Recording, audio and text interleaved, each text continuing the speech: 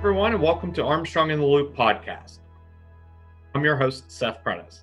Today, I'm joined for a third time, which is a podcast record for us, by Joella Baker of Get Fit Families. Joella, welcome back to the show. Thank you. It's great to see you, Seth. It's great to see you as well. The last time we spoke was about the Shamrock Shuffle, which sadly had to be canceled for 2020, but it brings up a good starting point for our episode. Many people have been training for races, lifting competitions, sporting events, and all spring dates are now canceled or postponed. Joella, I hope you have some advice for those chomping at the bit to be active. We do. It's hard for everybody, especially us race directors. For a lot of us, we rely on the revenue from these races to support our families. So I know personally I'm getting a big hit right now with all of this. But for the athletes, it's even a bigger hit, I think, because these are their ultimate goals. These are the things that they train for. This is their stress release. You know, they love to just be out there being social, and, you know, being out there with their friends is an important part of who they are as an athlete. So now they have to do everything remotely, you know, and that's been a tough thing for a lot of these athletes to do. And one of the things that we're doing as race directors now is we're, you know, not only are a lot of us doing our own videos and different workouts and providing online training for athletes who are interested in it, which we are doing in Fit Families, but another thing we're starting is virtual racing. So for people who are looking for a way to still race, still compete, and still get, you know, their medal and all of that kind of stuff, virtual races are becoming very popular right now. So everybody from Get Fit Families, which we're starting our first one at the end of the month, to USA Triathlon, USA Cycling, Spartan, I think, is doing some Tough Mudder. All these groups are coming together, Ironman, and then I think even Rock and Roll Marathon. There's some ultra ones out there. Anywhere you look, you can find a virtual race. Some of them are free. Some of them are asking for a contribution to a local nonprofit. Some of them are, you know, people are getting paid where they're helping support a local race director, as well as going back to a nonprofit, which is what Get Fit Families is doing. And we have these great options now. And the way we're going to set ours up, which is kind of cool, is if you register, we're going to send you a finisher medal. And we're not sure if we'll get it out for the first one, but what we'd like to do is send the finisher medal before you even do your race. And when you're done with your race, you can put that finisher medal on, and you can take your picture and say, I finished, you know, and you can post that on your social media or however you want to do it. So again, there are a lot of options out there. It's not, you know, the best, and it's not what everybody wants, but it's at least a way to still stay active, still stay engaged, and get your race. So most people might have never done a virtual race before. I've done one years ago. What is what is required of a runner to do a virtual race? Well, the format's different based on the race director and how they set it up.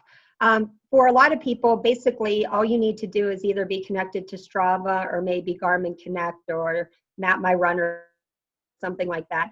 And the timing company that you might work with, the race director might work with, can just pull that information straight off of there. The other thing you can do is just really take a picture of your Garmin or take a picture of your Map My Run or Strava, whatever you want to do, and send that directly to the race director or to the timing company.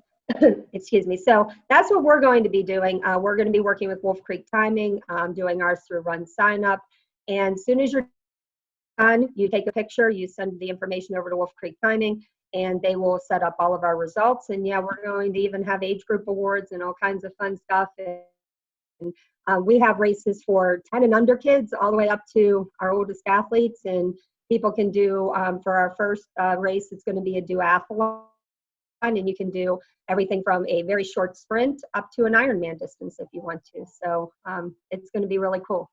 Wow. Now, if we're talking Ironman distance, are there places that you recommend that might be better than, say, your neighborhood to get that much mileage in?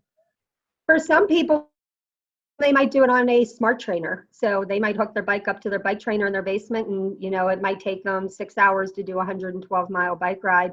But for some people, they feel more comfortable being inside. If you want to go outside, yes, loops there. What's nice is that the roads are open right now. There's not a ton of cars. We've been out biking a lot, me and my son and my husband, and we've gotten a lot of miles in, specifically like heading up towards Moraine State Park on some of the back roads. And you can go to the parks. The parks have been a little more crowded than I'd like to see. So we've really been just trying to stay on the back roads, and you can just come up with some really nice loops. If you come up with a 25-mile loop and you do it 4 times, it's basically your Ironman distance right there. That's incredible. And I'm sure we're all practicing some form of wearing a mask or just a way to keep yourself healthy during this if you're at a park or somewhere where there are more people around. Correct. Yeah. I mean, you have to be smart about it. And that's why we've really avoided the parks and have really tried to stay on the back roads. I mean, we live in Harmony, so we're kind of secluded from most people, and we don't have to go to a North Park or to a Moraine, but we can ride up towards Moraine.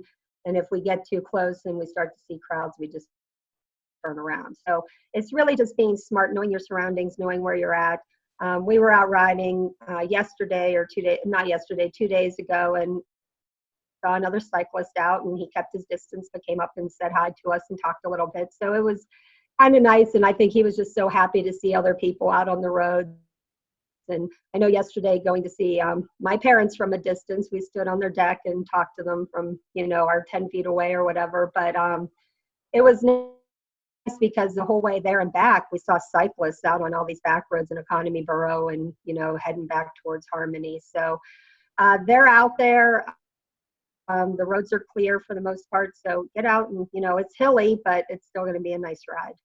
Yeah, you mentioned that you are hosting multiple virtual races. When can people expect to see these? Are these going to be monthly, or are you just trying to pace them out so that there's enough time in between so people have enough time to go and decide what one they'd like to do? We are going to do them monthly. They're going to be the last week of each month.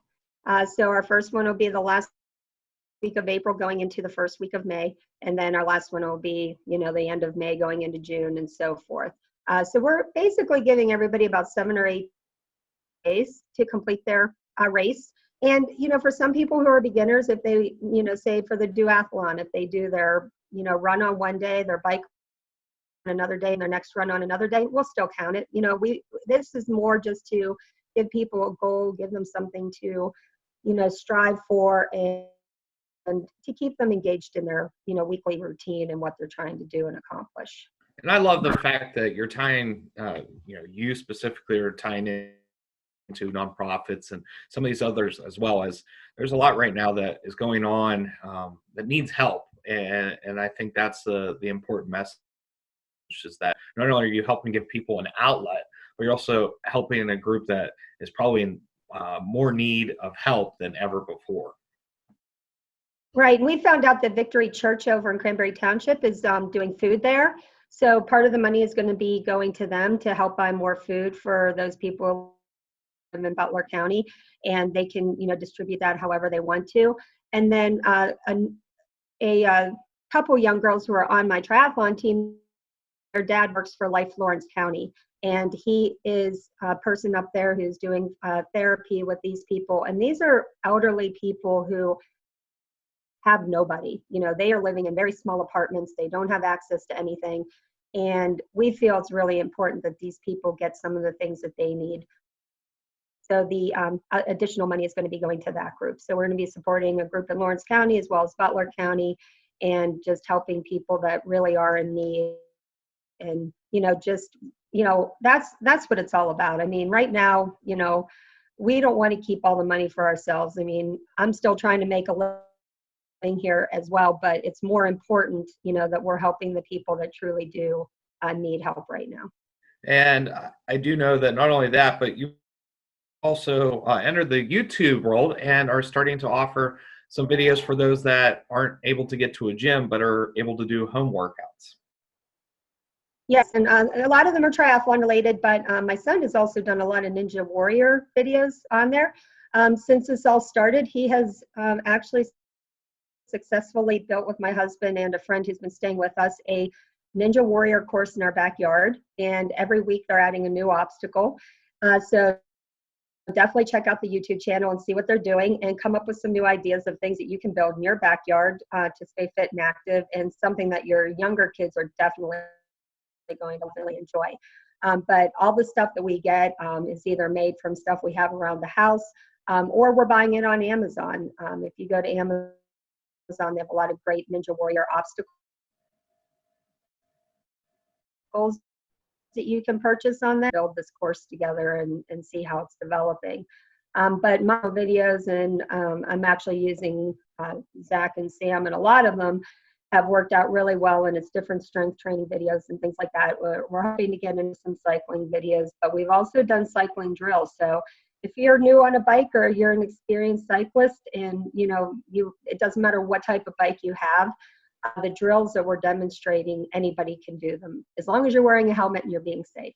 That's all we ask. But we do want people to just get more experience on the bike. It's a great way for transportation right now and getting back and forth because you can't go far anyways. So learn some new drills, everything from one-legged drills on your bike to picking up cones and things off the ground, different balance drills, doing obstacles, going through cones and stuff like that. So there's a lot of different things you can do on the bicycle. So we have those drills, and then a lot of swimming dry land drills, because a lot of my athletes are missing the pool or missing the water. So we have a lot of different things with stretch bands and weights and stuff like that, and just your own body weight that you can do to improve your core, improve your arm strength, and keep you engaged for swimming once we get back. Actually, I was going to ask you about what people can do for swimming, and I know a lot of, especially your team, loves to swim. So this has to be a time where they're getting itchy just to see some water. They are, yeah. And I mean, I actually just purchased a inflatable pool that we have not put up yet, but we're all dying to get into the water. So we bought an 18-foot inflatable pool that we're going to hopefully be putting up at some point this week, and getting water in it and hopefully starting to swim a little bit, because we just can't stand up being in the water. It's just part of who we are. But for a lot of people, they're getting, if they have a spa at home and they can fit in it, you can tether yourself to something and just swim in place. If you have an endless pool, which some people have, or something with jets, you can use the jets to just help you swim in place. So there are definitely different options. And then, once it gets warm enough and people open up their own personal swimming pools, that'll be a great option. And I have meeting with Moraine State Park this week, and we're going to find out what our options might be for doing our Monday open water swims. And I'm thinking if I schedule 5 hours and people schedule a time that they want to come and swim within that 5 hours, they might get a 30-minute time period. But if we can keep a limited number of people going into the water at the same time, or being on the beach at the same time, maybe we can at least work some open water swimming in with our group and with the local triathlon group. Well, so. I'll keep my fingers crossed, and we'll also pay attention to your social media accounts to hear more updates for that, and we'll post those in the show. I'm sure Facebook is probably the best way to get updates from you. Absolutely, yes. And I have a person who's helping me with my media right now, so we're a lot more up to date than we have been, and we're trying to get posts out almost every day on different things that we're doing, and videos and our races and our virtual races, so people can definitely do that. And then they can always email me at joella@zoominternet.net, and that's probably one of the best ways to get in touch with me. So awesome. Anything else that you'd like to share with us today that we might have missed during our conversation? We are looking for a virtual race sponsor, so if there's any companies out there who are interested, what we'd like to do is add up all the miles that our athletes are doing during our virtual race season, and at the end of it, we'd like to maybe do either a penny a mile or 5 cents or 10 cents a mile, however they would want to do it, and then donate that money back to the 2 nonprofits we're working with. So if there's anybody out there who's interested, or even individuals who would just like to make a donation, we really want to help these 2 organizations. That's amazing. Well, Joella, thank you again for coming on. I hope you're getting your miles in, and hope your advice today will get some people out running, walking, and biking, especially given for these 2 great causes. Well, I appreciate that, Seth, and I know you're getting your miles in. You told me, you gave me an update on what you've been doing, so keep up the great work and keep encouraging others. We appreciate it. Thank you. For Armstrong in the Loop podcast, I'm Seth Prentice, keeping you in the loop.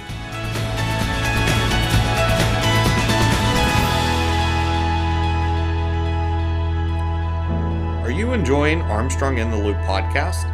Great news! All past and current episodes are available on popular streaming apps and websites. Search Armstrong in the Loop podcast and subscribe today.